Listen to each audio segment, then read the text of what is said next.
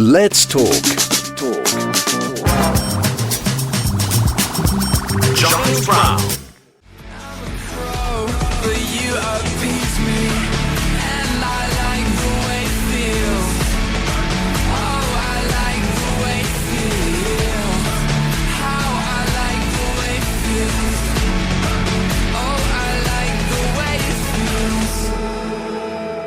Live in the sheets, Jonathan Henrich, the latest one from him. Delighted to say that I'm joined live on the line from somewhere, I imagine, in Germany. Jonathan himself. Jonathan, good morning to you.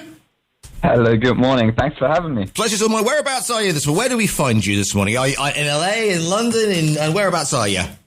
At the moment, not quite as exciting. I'm at home in Cologne, Germany, at my parents' house, actually, visiting. Very nice indeed. So for those who don't know, because I was looking at your CV, blimey, I mean, London, Los Angeles, working with Grammy award-winning musicians. Also, you were at Wells, I believe, as well, the famous choral school there. Tell me a little bit about yourself. Yeah. Wells Cathedral School. Yeah, that was only for like a couple months though. But yeah, I went to London to join a music program when I was, I think, 15 or something, and then there was a quick Wells month or two, but yeah, not for too long. So who are your, because I mean that opening, it's very keyboard based, obviously. So who are your influences, and when did you sort of first, if you like, get bitten by the musical bug? Is there music in your family? Oh yeah, there is. I mean, for sure, first of all, I think Coldplay and Phineas, those two are kind of the holy grail for me in terms of music. Coldplay, Chris Martin in general, like his way of writing for piano has always influenced me since I can think. I think even before I properly started playing the piano, I already just loved it. I knew there was something special about it. My family's musical. My dad is in music. We always had a lot of instruments at home, especially a white grand piano that I kind of, when I was like 4 or 5 years old and I was tall enough to climb on the chair, I would kind of figure out I can make cool noises when I press the buttons, and that's kind of how it started. A white grand piano. Are we talking Steinway? Are we talking the big, the big one here? I mean, that sounds sort of very. That sounds, and I'm of a certain age to be old enough to be your father. So right. I'm thinking sort of 80s pop here, very much so, 80s singer-songwriter groove. Yeah, not a Steinway, unfortunately. However, there's quite a funny story with that particular grand piano. My dad used to work years and years and years ago with a quite famous conductor and band leader called James Last. Yep. And this grand piano was a very surprising gift to my dad after they worked together, it was James Last's grand piano. Wasn't James Last? Yeah. He was massive in Germany, wasn't he, James Last? If I remember, he was massive. Yeah, he was huge. I mean, a little bit maybe before my time in the music industry, but I met him once when I was like 5 years old or something, and but my dad worked with him, I think, in the 90s or something. I don't really know. And then for some reason he got him that piano afterwards. That's not bad at all. And you went to the States as well. You Boston, which obviously music, and then you went to was it Berkeley as well? Berkeley College of Music in Boston. I was in Los Angeles first, straight from London, because I got a scholarship for a music school in Los Angeles. So I went there and networked and wrote with amazing people for like half a year or something, and then I got the offer from Berkeley College of Music, and I didn't really think twice about that. Absolutely not. Without being too personal, how old are you? Because I'm going to feel like 150 years old here. But how old are you, Jonathan? I'm 24. I turned 24 in September. Right. Okay. Fair enough. So I am feeling incredibly old here. So now the music scene and the way that you get your music out there and get noticed has changed incredibly. Because when I was playing bad guitar in front of, frankly, bored audiences back in the 80s, people used to, that was the way that you got exposure was basically gigging and doing the hard jazz. Now I'm not saying that you're not doing that, Jonathan, but the way that social media, I mean, I started off with YouTube and whatever, and everybody was doing stuff from their bedrooms and whatever, and the way that the music scene changed and instruments became more available to younger people. But now, of course, with the social media and things like TikTok, that's really sort of changed the way that you get your music out there.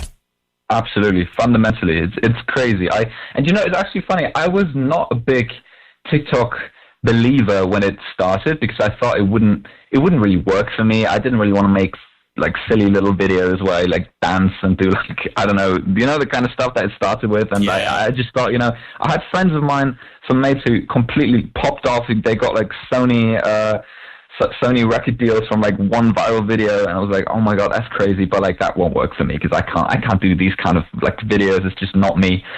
And it was really from a place of frustration that I started live streaming. So for the ones who don't know, there's like a separate little area within TikTok where you can go live. You can press a button, and it's kind of basically like TV, but like within TikTok, like a real-time live stream. And I didn't really know that existed, but I just was like, well, why not? I'm just going to give it a go, try it. And that, for some reason, because I play piano a couple hours a day anyway, so I thought might as well just put my phone there and see what happens. And that just snowballed, and for some reason, I don't really know how or why it happened, but people started watching. I was going to say, how do you get? Because I could go live stream, on when I'm doing, but then I get sort of like three listeners, right. So how could? But you've got 80,000 followers across all media platforms here. So how did the sort of the snowball get going? Was it just literally a sort of, I'm going to say word of mouth, but I suppose that's not even applicable to TikTok, is it? It's just people were recommending you. It's strange. Do you know, when you said there only, like, you would only get 3 people watching, that is exactly how it started for, like, the first couple of weeks or something. I had, like, nobody watching. Like, 2 people, and sometimes I got lucky, there were 5 people. And I know, it was crazy. And then it just grew from that. I don't know, at some point there were, like, 15. I thought I made it, you know? And then the 15 turned to 25, and suddenly 100, and a couple of hundred, and I don't know. That's just how it goes. I really have no idea. It just suddenly happened. Here's the thing. How do you balance then between being serious singer-songwriter, going out there and playing live, i.e. in concerts, in gigs, and then, of course, the actual, or going on social, because, I talk to a lot of musicians, luckily, I'm lucky enough to speak to a lot of musicians on my show, and they talk about, the live performance and how you can't beat that. However, for a lot of people, the social media gives you the opportunity to reach an audience that you wouldn't, you wouldn't get to. I mean, I've picked up bands on Instagram, for example, who've turned up on my feed, and I've gone, that's not bad, and I've gone down that rabbit hole and looked at them. And these are people that I probably would never have heard of if I wasn't on the socials. For sure. Yeah, I don't know. I think playing live is, of course, something that can't be beat in any way, shape, or form. It's something very unique and a very, a particular type of rush that you feel, and a very special way of getting your music heard, and a very special way of getting people's real-time reactions, seeing their faces, seeing whether they clap or not clap, you can really get the real-time feedback. I think going live isn't exactly that, but it gives you the feel of being seen real time, and it does give you a real time feedback because there's a live chat, so people can comment or not. and I don't know, it gets close. I mean, it is like practicing, but with people watching. Basically, it's busking. It's busking in the internet. That's usually how I call it. I go busking when I went to Berkeley in Boston. I went busking on the streets there. And it's really like that. It's like busking, but on the internet. And I like that. I like that a lot. Busking. I like the idea of busking on the internet. Right. Yeah. How do you approach then the craft? The singing, the songwriting. Is it melody first? Is it lyrics first? Notebook? Do you keep a notebook with you, or do you sit down and go, today, Jonathan, I will get those 4 bars finished. This is a lot, and I'm not getting up from this piano until I do. I think those are always the frustrating days where you're like, let's write a song today, and it never really works out like that. It sounds so corny and so cheesy, and it sounds like such a line, but it is really true that sometimes the songs find you, and if a song wants to be written, then it just happens somehow, and those are mostly the best songs. I mean, songs that just happen and that you write in like 15 minutes. And feel so easy. Sometimes you kind of start overthinking and be like, oh, it can't be that easy. Like, must be something wrong with it if I wrote it in like 10 minutes. But sometimes those are really the best things that just came out of the void somewhere. Generally speaking, though, piano is my musical language that I like the most, that came to me the earliest, I think when I was like 4 or 5 years old on James Last's grand piano. And I usually start by sitting at the piano and just playing, improvising random stuff, or covering a song and figuring out like cool little voicings or progressions that I really liked. And whenever there's something that speaks to me, I just go from there. Usually I just hum melodies on top of it, or like make up some nonsense, non-existing fake English lyrics, and then real lyrics kind of come into place. Yeah.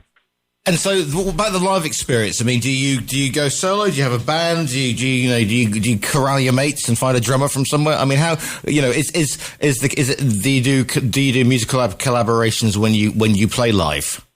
Right. Yeah, I love doing that. It gets a little complicated for me in particular sometimes, because I'm in a lot of different places sometimes. So my producers in Nashville. All the people that I make music with, write music with, are in Boston or Los Angeles, and my parents and my friends are at home in Germany, and then or in England, in London. So I'm kind of I'm very fortunate that through the live streaming, I'm able to kind of live that life of making music in a lot of different places. So I think I wouldn't change a single thing, but it is sometimes a little bit annoying that, as you said, you know, having one particular band that I can play with wherever I go isn't really possible if they're like in Boston, but I have a gig somewhere in London or something like that. So I try to make myself being able to play all of my songs just me and the piano. So that being the skeleton, but also you're not missing anything if it's just me and the piano. So I don't want to write or make songs where you necessarily need like a full band of production in order for it to sound good.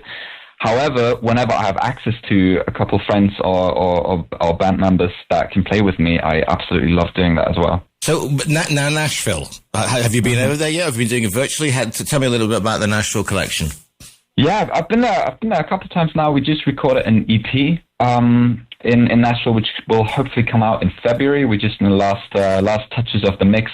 It was actually quite a crazy textbook story of networking, how that happened. I was I visited I attended a seminar where they would introduce some industry guests to us once in a while. And I was a student at the time. It was like 2 years ago or something. And one day there was this producer from Nashville, who was this crazy person. He wrote songs for Beyonce and the Jonas Brothers and the Backstreet Boys, and BTS, and like literally like the biggest people on the planet. And we had the opportunity to speak to him for like 15 minutes through Zoom in that seminar.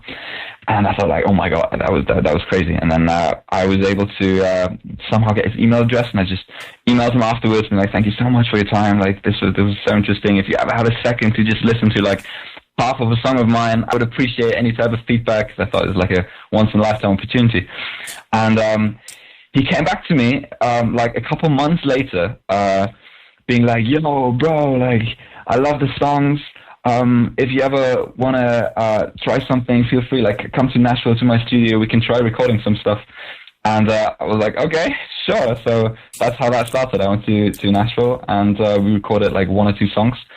And we loved the vibe, and now there's a whole album. I mean, just recording in Nashville, I mean, you must be getting the goosebumps on the back of your neck must be going up, and it must be quite interesting. Sure. It's interesting as well, because, you know, the thing is, you've got an original voice, and when you go to record in somewhere like Nashville, I suppose the temptation would be for a lot of people to try and sound like everybody else. But if you do that, then you're doomed, because obviously you need to get yourself out there and be yourself, rather than be sort of pigeonholed or try and be what you think they want to hear. Right. 100%. And I mean, we all have people that we look up to. We all have influences. We all have, you know, times where we're like, oh, I wish I would have written that particular song. Like, I wish I would have written that piano riff. But I think, you know, your particular style, your personal style comes through at some point, and it's made of all of these bricks, all of the people that you look up to. No one just comes up with something that no one's ever heard of, you know? They're like little bricks made of things that you were influenced by your entire life. And Yeah, I don't know. I appreciate that. Thank you, though. It's not no problem at all. Now, TikTok, we mentioned that TikTok is your big thing, and of course, we don't need to go down the geopolitical route, but obviously there's going to be an old sheriff in town or a new sheriff returning to town when President-elect Trump takes over, and he's made some worrying noises about TikTok. That must sort of raise an eyebrow for you and the way you get your message across. For sure, it's very. I actually just had a chat about that the other day with a mate of mine who's huge on TikTok as well. Who's in America, so he's in a even bigger of a predicament than I am because I am kind of lucky enough to not be fully based in America anymore. So once I'm as long as I'm here, it's somewhere in Europe or anywhere else, I'm okay in terms of I can at least still access the app and go live. Not for my American audience anymore, if that actually goes through, but at least for anyone else. But I mean, yeah, it's very weird, and I don't really know what will happen even if that goes through. I can't really picture it. I don't know whether you can't even access the app anymore, or there's so little information about that. It's just so many rumors, and so yeah, I don't know. But it is very strange, and I hope that, I don't know. Well, it will be interesting to see how creatives, how artists, how writers get their stories out there. Because if you're basically shutting down a method that is, and especially I've got goddaughters who are 17 and 13, and they live on TikTok. I mean, that is their thing. Okay, we're in Europe here, but still, right. if you multiply that by a factor of several million throughout the world, and America is a huge TikTok nation, so it's going to be very interesting to see what happens with it. For sure.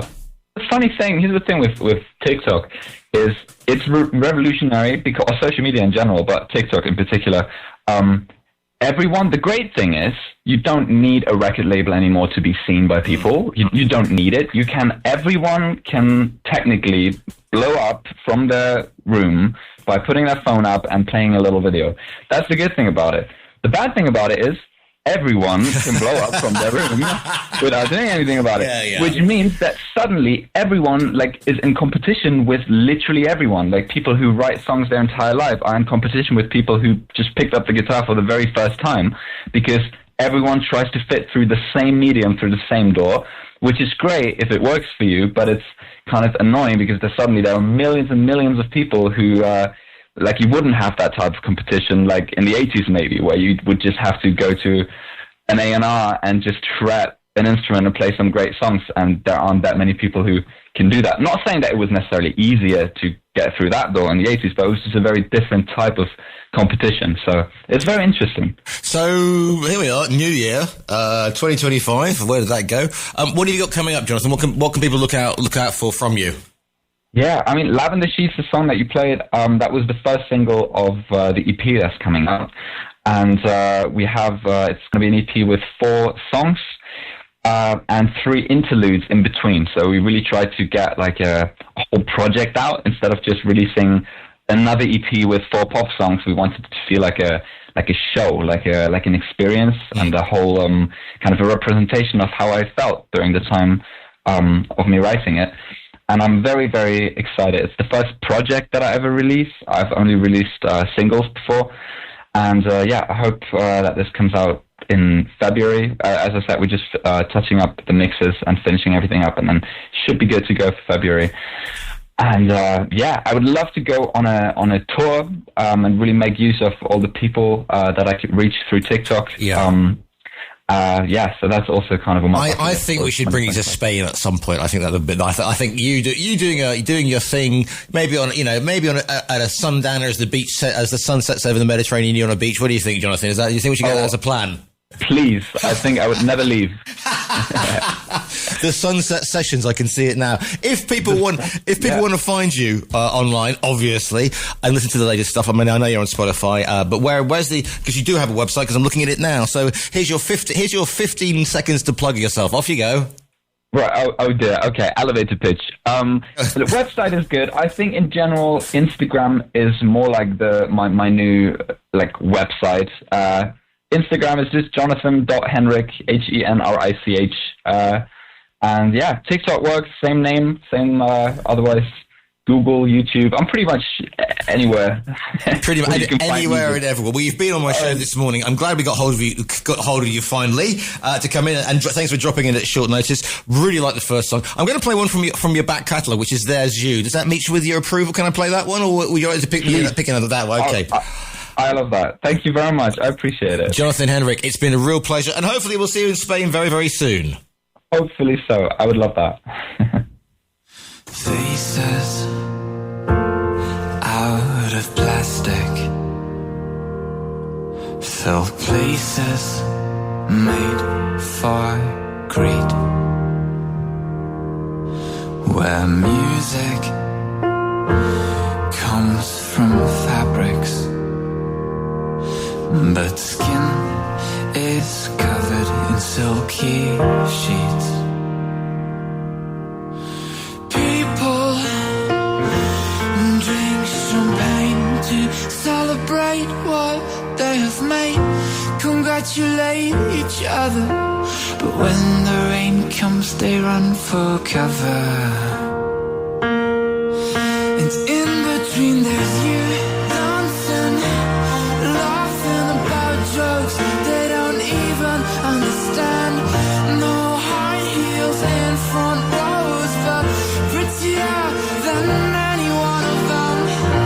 In between brassy rings, velvet ropes and broken dreams, there's you.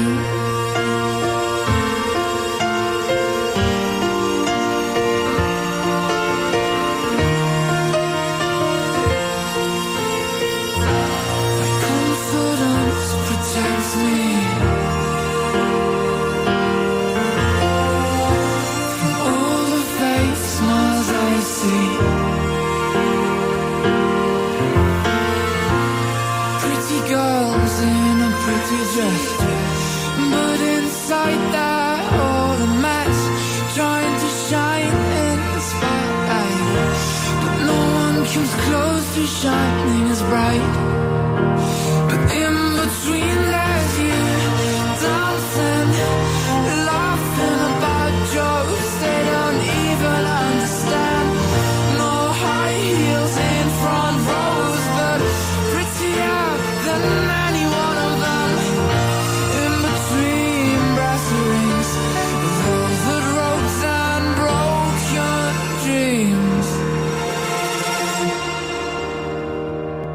There's you. Jonathan Henrich, and there's you. Watch this space, as the saying goes.